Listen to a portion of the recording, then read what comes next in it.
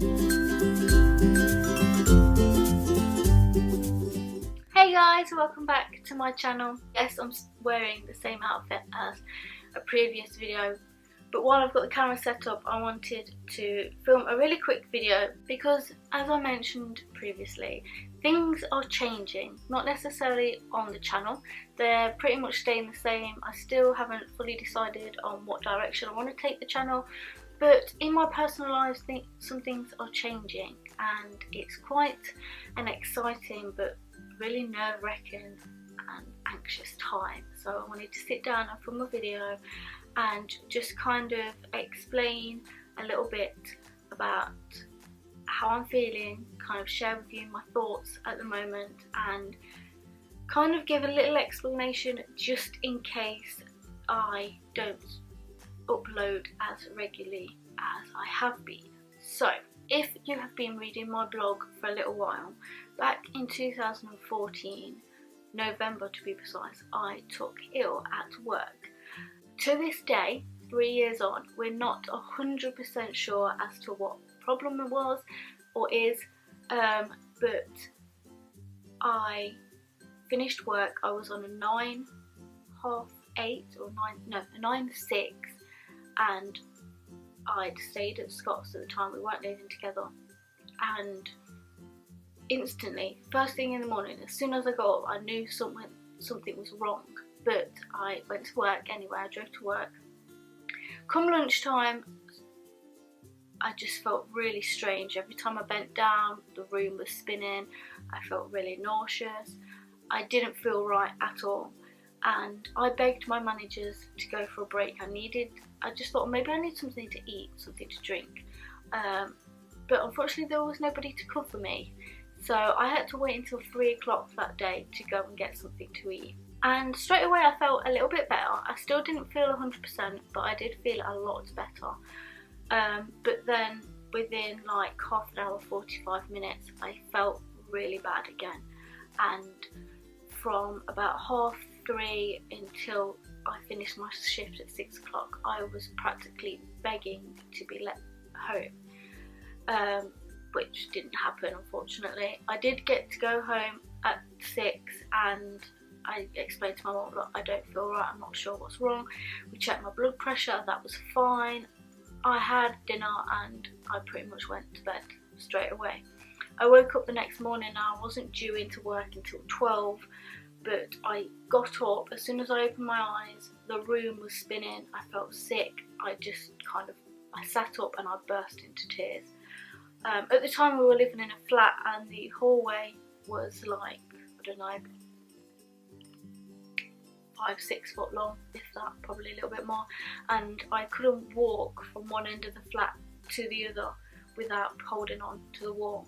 I made it into my mum and I said, look, something's not right. I really don't feel very well. The room's spinning. I feel like I'm on a boat. So we rang 111. I believe it was a Saturday, so there was no way I could go to the doctors. And I rang NHS Direct, and she asked me a load of questions, moving my head, this, that and the other, could I raise my arm, everything. Anyway, long story short, she told me I needed to get down to the hospital as soon as possible. They weren't going to send an ambulance because I could be waiting for hours, but hearing them words, you need to get yourself down to the hospital as soon as possible, terrified me. I was 24 and I had never been to the hospital. I'd never stayed in, so I was terrified. Burst into tears, and I rang work and I spoke to one of my managers and I said, look, I can't come into work today. I've been told I need to go to the hospital. She was really nice and said, look, I hope everything's okay. Let us know how you get on. Don't worry about it. We'll find someone to cover your shift. So I remember my granddad taking me and my mum and her partner down to Leicester Royal, and we sat down there for about 4 hours, I think it was, until I got seen. I finally got seen. It was insanely busy as always, but I finally got seen and I get told I had vertigo, and I was given some medication to take for 3 days to see how I got on. If my symptoms were exactly the same, I was then to go and see my GP. The weekend came again. I took those, the weekend came again, and I'd got obviously my managers on the phone, like, are you coming in, is everything okay? My mum had to ring and explain to them what was going on. I then got told that I needed to see an out of hours doctor. It was Saturday again, so again my GP wasn't open. I got an appointment for 10:30 that night, and we got taken back down to the Royal, waited, didn't seem to wait very long, but we waited and saw another doctor, and he explained that vertigo isn't a condition, it is a symptom. So what I was experiencing was vertigo, but what was wrong with me wasn't vertigo, if that makes sense. He also told me that I shouldn't have taken these tablets for 3 days. It takes at least 4 weeks for the medication to get into your system, so it was completely pointless me taking the medication for 3 days and then stopping it. He did give me that particular medication again. I think they were like antihistamines or something ridiculous, and he told me to take them for a month, and again, if my symptoms didn't lessen or they continued, I was to then go to my GP. I did go to my GP. I explained that the symptoms were exactly the same, this medication was making no difference whatsoever. He eventually referred me to the ear, nose and throat clinic, so I think this was like January time, end of January. I finally got referred to an ENT clinic. I went down there, mid-March I think it was. Took a while to get these appointments, which was ridiculous. All in the meantime, I had work on the phone going, when are you coming back, is everything okay? I couldn't tell them anything. My anxiety was sky high. My appointment was I think mid-March, and I had an hearing test, and it came back that I'd lost a small amount of hearing in my right ear. Despite having no pain whatsoever in my right ear, all my pain has always been in my left ear. But as far as the hospital is concerned, there is nothing wrong with my left ear. It's perfectly fine. And I had some examinations. The consultant got me to stand up and march on the spot, and I was on like an office chair, and she just happened to move it slightly and spin me to face her, and I broke down because it was just awful. The only kind of way I can describe it is if you're sat on a bus and next to you is another bus, and that feeling you get when you see that bus start to move and you kind of feel like it's you moving, that kind of seasick feeling, but multiplied by 10. It's so intense. She explained that it could be a number of conditions. My GP back in January had said that it could be labyrinthitis. She agreed there was a chance, very small chance, that it could be labyrinthitis. It could be a case of arthritis in the ear, which means that a part of the bone is crumbling away, and it could result in me having a hearing aid. I was devastated. At 24, there was a possibility that I'd have to have a hearing aid. And then there was another condition, which is abbreviated to BPPV. I will talk about that in a moment. She referred me for another hearing test and a CT scan.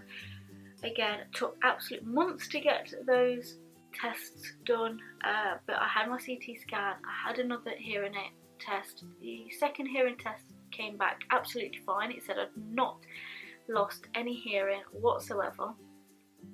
The CT scan came back absolutely fine. And then eventually, all in the meantime, I got put on a nasal spray. Weird, but as I'm sure you know, your ear, nose and throat are all connected, so I got put on a nasal spray, which did absolutely nothing. I got put on a spray for my ears because I was getting an insane amount of ear infections. That made no difference or whatsoever. Then I eventually and finally got referred for an MRI scan and a balance table test, which, can I just say, is one of the weirdest things I've ever experienced. So you're strapped to a board which is pretty much stationary, and kind of tilts ever so slightly, but the wall around you moves, and it's basically to see how your balance is affected.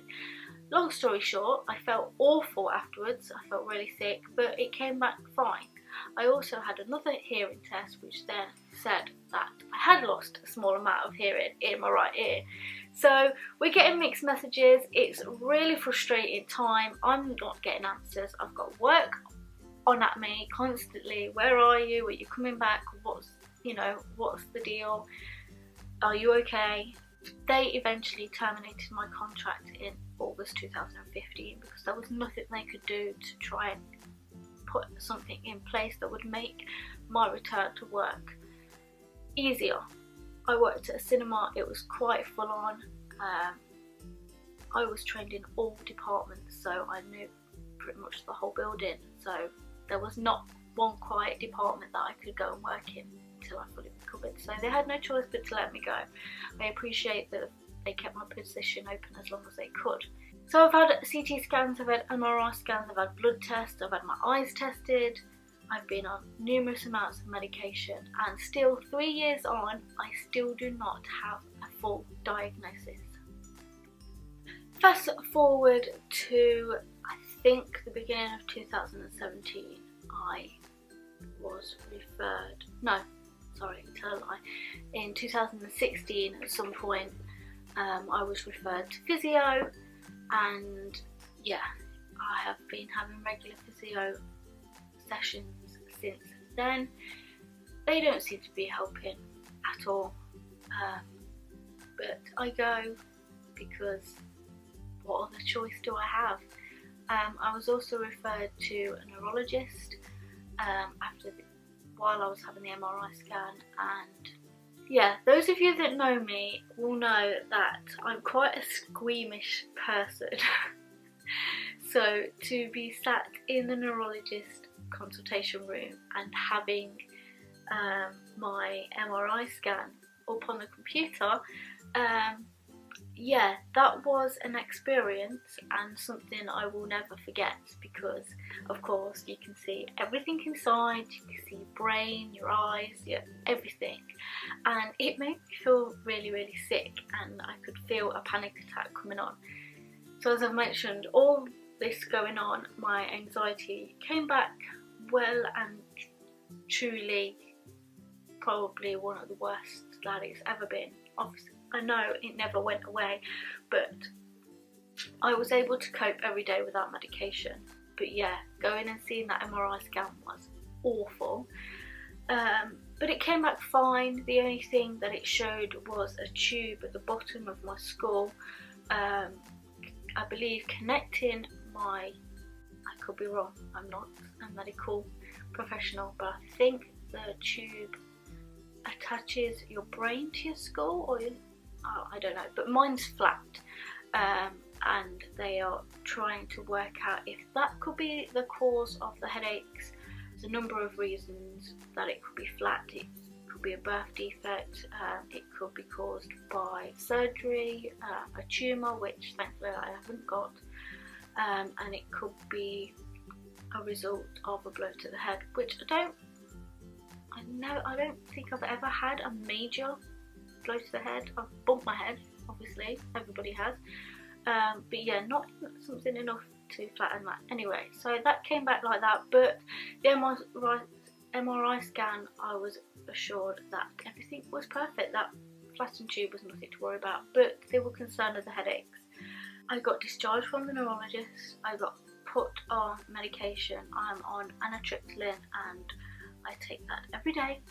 I started off at 10 grams, the neurologist increased it to 20, I've increased it to 30 because I found that they worked to a certain extent, but the more I did, the longer it took me to recover. I was at the stage where I wasn't going out, I wasn't seeing anyone, I wasn't doing anything, because the more I did, the worse I felt. I could just simply go for a walk down to Scott's mum's, which is about 10 minutes away, and it would take me 5 days to recover. It was just awful, and it probably didn't help my anxiety either. I wouldn't go out alone. I still haven't ventured out very much on my own, but at the beginning I wouldn't go out alone, with fear, I guess, as to something happening to me while I was out. So we arranged regular walks with Scott's mum, just me and her, go down and have a walk down to the local garden centre, or if when Scott was off, we'd go and have a walk, play Pokemon and go for a walk. But it got me out, and it doesn't take me as long to recover now. It takes me maybe a couple of days. For instance, I recently went to the Harry Potter Studios, and it took me a few days to recover from that, because it was an early morning and it was a lot of walking. But yeah, it's been a journey, and I don't feel like I'm anywhere near the end just yet. But I am on medication and it's helping a lot, to an extent.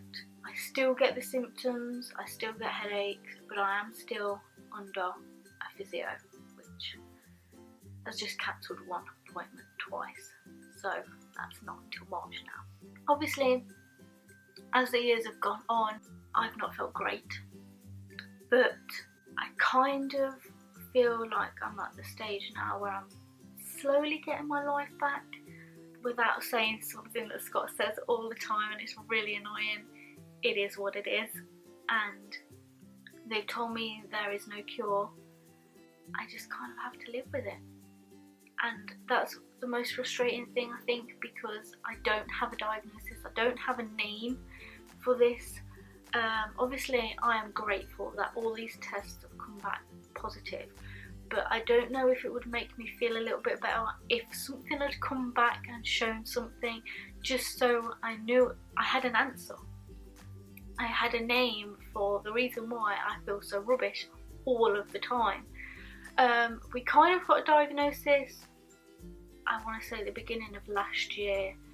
I went to see my consultant and he did the Epney manoeuvre, which is awful. Basically you're lying down on a bed with your head hanging off the end, and he kind of shakes you around and he moves your head this way, moves your head that way. Oh, it's awful. But he managed to finally see crystals behind my eyes, and basically what he thinks happened was I had a really bad cold, and somehow crystals within my ear have dislodged and entered a part of the ear they're not supposed to be in. So imagine a snow globe.